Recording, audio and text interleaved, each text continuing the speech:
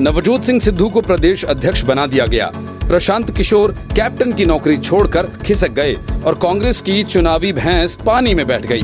पंजाब को लेकर कांग्रेस चाहे जितने दावे कर ले, लेकिन हकीकत यही है कि सिद्धू और कैप्टन के बीच बंटी कांग्रेस अगले कई महीने तक आपस में ही लड़ती रहेगी और चुनाव पूरे हो जाएंगे।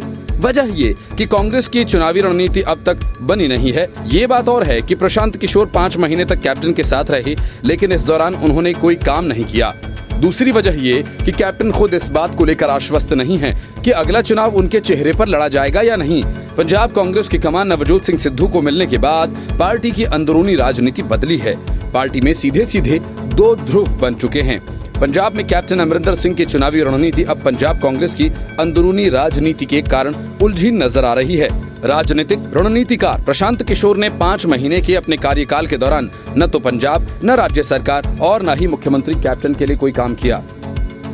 कैप्टन ने 2022 के विधानसभा चुनाव को देखते हुए उन्हें अपना प्रधान सलाहकार नियुक्त किया था। इस साल 1 मार्च को नियुक्त हुए पीके को कैबिनेट रैंक दी गई थी। हालांकि पीके की तनख्वाह 1 रुपया ही तय की गई थी, लेकिन उन्हें सरकारी कोठी, सचिवालय में दफ्तर, सुरक्षा कर्मी, गाड़ी की सुविधा ये सभी दिए गए थे।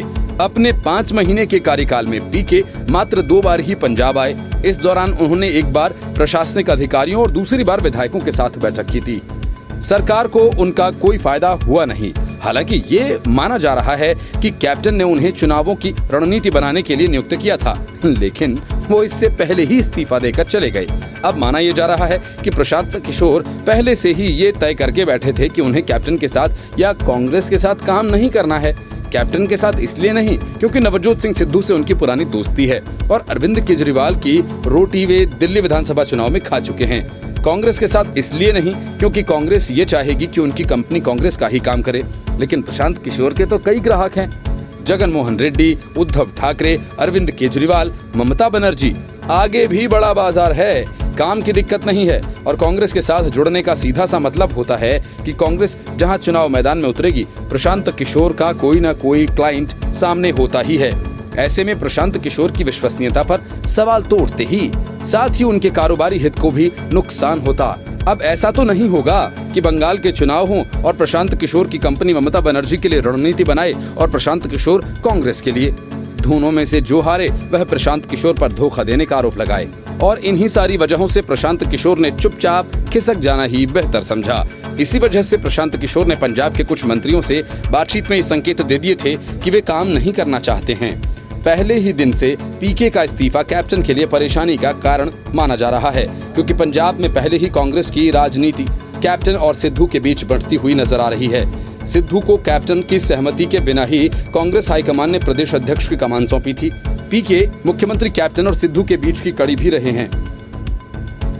सिद्धू को कांग्रेस में लाने में पीके की अहम भूमिका थी। ऐसे में ये माना जा रहा है कि पीके मुख्यमंत्री कैप्टन और सिद्धू के बीच की दूरी मिटाने में कामयाब हो सकते हैं, लेकिन उन्होंने सारे झमेले से दूर रहना ही ठीक समझा। बीजेपी के महासचिव सुभाष शर्मा का कहना है कि मुख्यमंत्री ने निजी हित के लिए प्रशांत किशोर को प्रधान सलाहकार नियुक्त किया था। उन्होंने पीके को कैबिनेट रैंक देकर सरकारी खजाने पर बोझ नहीं डाला।